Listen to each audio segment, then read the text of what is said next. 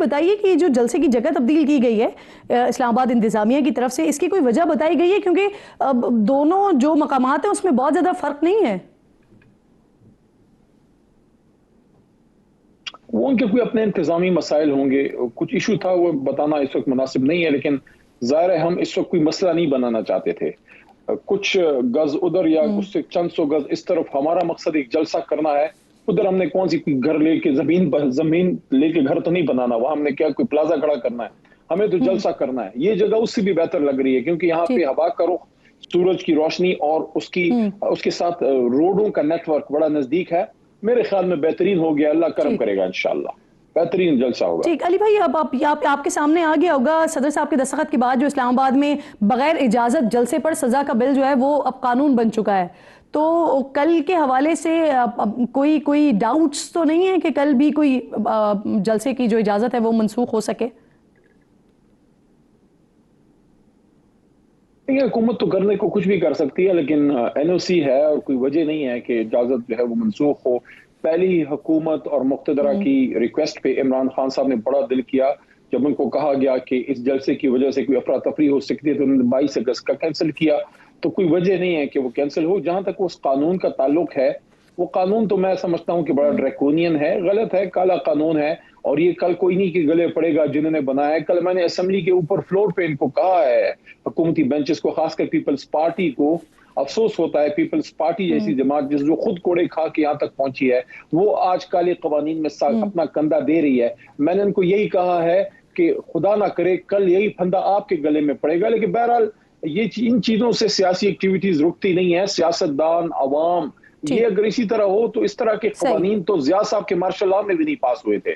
بہرحال میں بالکل ٹھیک. اب تھوڑا سا ہم آگے بڑھتے ہیں. نیب کے حوالے سے جو معاملات ہوئے، ٹھیک، کل نیب کی ترامیم جو ہیں وہ عدالت کی طرف سے بحال کی گئیں. خان صاحب نے کہا کہ اشرافیہ جو ہے وہ اس سے فائدہ اٹھاتے ہیں، اپنی سزائیں معاف کروا لیتے ہیں NRO2 کے کہہ کر انہوں نے مبارکباد بھی دے دی، اور پھر وہ خود ہی پہلی شخصیت بن گئے جو اس حوالے سے اب ریلیف کے طلبگار بھی ہیں. عدالت میں بریت کی درخواست بھی دائر کر دی گئی ہے. تو علی بھائی، قول میں اور فعل میں پھر اتنا تضاد کیوں ہے سر؟ نہیں، اس کو قول و فعل کا تضاد نہیں کہہ سکتے. ہم تو ہمیشہ سے اسی بات پہ یقین رکھتے ہیں کہ حضرت عمر فاروق رضی اللہ تعالیٰ عنہ سے جب ایک چادر کا سوال ہوا تھا تو کون ہے علی محمد، کون ہے عمران خان، کون ہے زرداری صاحب اور کون ہے نواز شریف. لیکن یہ جو قانون بدلا ہے، یہ عمران خان صاحب نے تو نہیں بدلا، یہ تو امینڈمنٹس ان لوگوں نے اپنے لیے کی ہیں. عمران صاحب پہ، خان صاحب پہ تو غلط الزامات ہیں، لیکن چونکہ اب قانون وہی ہے سر، اسی قانون کے تحت تو پھر وہ ریلیف مانگ رہے ہیں نا، انہی ترامیم کے تحت. تو کورٹ کو sir let the court decide دین سر. اس میں ریلیف کوئی نہیں ہے. اگر یہ قول و فعل میں تضاد نہیں ہے تو نہ دیکھیں، اگر دیکھیں یہ آپ سن لیا کیجئے نا، آپ کے پاس ایک کلاشنکوف کے میگزین کی طرح سوالات ہوتے ہیں، ایک کے بعد دوسرا جواب پورا سن لیا کیجئے. دیکھیے، قانون کا جب اطلاق ہوتا ہے تو سب پہ ایک جیسے ہوتا ہے. یہ نہیں ہو سکتا کہ آپ کہیں کہ زرداری صاحب نواز شریف صاحب پہ تو ہوگا لیکن عمران خان صاحب پہ نہیں ہوگا، یا عمران خان صاحب اگر کہیں بھی کہ مجھے یہ ریلیف نہیں لینا، وہ قانون اپنا راستہ خود بناتا ہے. ان کے جو وکلاء ہیں وہ کوئی سیاست دان تو نہیں ہے، وہ تو اپنے کیس کو دیکھتے ہیں. وہی تو کہہ رہی ہوں سر، اگر ایک قانون آ گیا ہے تو پھر عدالت کو اس حوالے سے ہی ڈیسائیڈ کرنے دیجئے، پھر قانون اپنا راستہ خود لے گا. لیکن اگر کسی چیز کو علی بھائی یہ کہا جائے کہ یہ NRO2 ہے، یہ اشرافیہ اپنے لیے استعمال کر رہے ہیں، اور اس کے لیے اگر درخواست دے دی جائے تو پھر تو سوال بنتا ہے نا سر. نہیں، پہلے سوال کا جواب ابھی تک نہیں آیا، آپ نے پھر دوسرا شروع کر دیا. دیکھیے، عمران خان صاحب کوئی ریلیف نہیں مانگ رہے اپنے لیے، لیکن جو قانون تبدیل ہوا ہے وہ سب پہ ایکولی اپلائی ہوگا. اب قانون یہ ہے کہ 50 کروڑ سے کم کی اگر کوئی الزام ہے تو وہ نیب کی پرویو میں نہیں ہوگا، کوئی FIA وغیرہ یا جو بھی اینٹی کرپشن کے ادارے ہیں. تو کیس تو ختم نہیں ہوا، کیس تو چل رہا ہے، لیکن ادارہ چینج ہو گیا. عمران خان صاحب نے تو اپنے لیے ریلیف نہیں مانگا، وہ تو چاہ رہے تھے کہ قانون ختم ہو. لیکن یہ وہ لوگ ہیں جو آپ اقتدار کے ایوانوں میں بیٹھے ہیں، آ کر انہوں نے وہ قانون ہی بدل دیا جس پہ ان کے خلاف اربوں کے کیسز تھے. عمران خان نے کون سے اربوں روپے جو ہے وہ خدا نخواستہ کرپشن کیا ہے؟ جنہوں نے کی ہے وہ تو ان کے اثاثے ملک سے باہر پڑے ہیں، سوئس بینکس باہر پڑے ہیں، ایون فیلڈ باہر پڑے. علی بھائی، میں وہی بڑی سادہ سی بات کر رہی تھی کہ آپ کہہ رہے ہیں کہ اگر قانون بن گیا ہے تو پھر عدالت کو ڈیسائیڈ کرنے دیں. قانون موجود ہے، عدالت اس اعتبار سے ڈیسائیڈ کر لے گی، لیکن آپ لوگوں کی طرف سے خود اس کی درخواست جانا کہ اس پر ریلیف ملنا چاہیے، اس پر میں سوال کر رہی تھی. بہرحال بڑھتے ہیں آگے. سر یہ بتائیے، اسرائیلی اخبار میں جو مضمون چھپا ہے جس میں اسرائیل کو تسلیم کرنے کے لیے بانی پی ٹی آئی کو موزوں ترین شخص قرار دیا گیا اور ساتھ یہ دعویٰ کیا گیا کہ بانی نے گولڈ سمتھ فیملی کے ذریعے اسرائیلی حکومت کو پیغام بھیجے. سر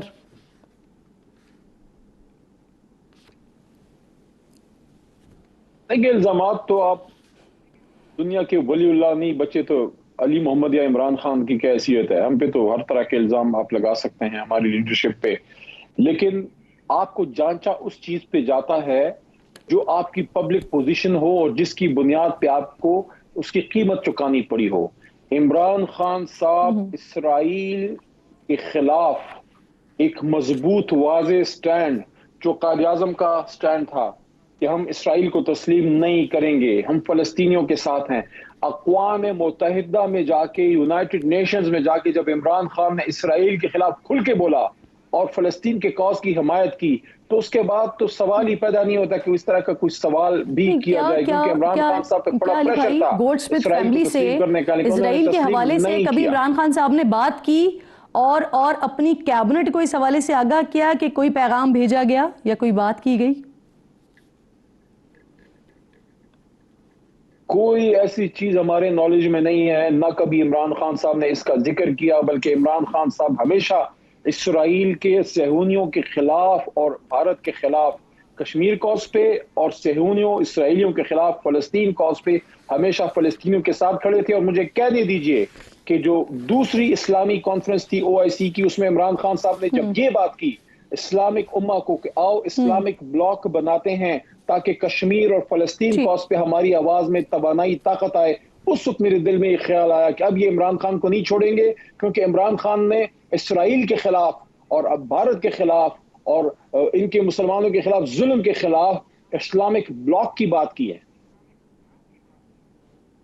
بہت بہت شکریہ آپ کا علی محمد خان صاحب, آپ جو یہ سامنے اس کی تردید کریں. آپ کہہ رہے ہیں کہ اس طرح کی کوئی بھی بات نہ کیبنٹ میں ہوئی, نہ عمران خان صاحب نے کبھی اپنی کیبنٹ کو اس طرح کی کوئی بات کہی. بہت بہت شکریہ آپ کا, پروگرام میں آپ ساتھ موجود تھے, ہم گفتگو ہو رہی تھی اور کیونکہ ہم نے آغاز کیا تھا PTI کا جلسہ کل موسٹ پروبیبلی ہونے جا رہا ہے, اب تک کی اطلاعات کے مطابق جو کچھ تیاریاں وہاں پر دکھائی دے رہی ہیں اسی کو جان لیتے ہیں. ساتھ موجود ہیں ٹیکا خان ثانی, کیونکہ PTI کی طرف سے کہا جا رہا ہے کہ اسلام آباد کی تاریخ کا سب سے بڑا جلسہ ہوگا, تو کتنے افراد کی وہاں پر گنجائش موجود ہے, کیا تیاریاں ہو رہی ہیں, کتنی کرسیاں لگ گئی ہیں اور کیا کارکنان رات بھر وہی رہیں گے, یہ ٹیکا خان ثانی ساتھ موجود ہیں, ان سے پوچھتے ہیں. انفیکٹ DJ بٹ بھی وہاں پر موجود ہیں, تو اس حوالے سے بھی اپڈیٹ کیجئے گا ذرا. ٹیکا بتائیے. DJ بٹ جو کہ تحریک انصاف کے جلسوں سے ہی شہرت انہوں نے پائی, وہ آج اسلام آباد میں پہنچے ہیں. DJ بٹ کیا نیا میوزک دے رہے ہیں, بڑے عرصے بعد یہ چونکہ ڈی چوک میں جو تھا جلسہ اس میں بھی یہ موجود ہوتے تھے اور ان کو بائی نیم پکارا جاتا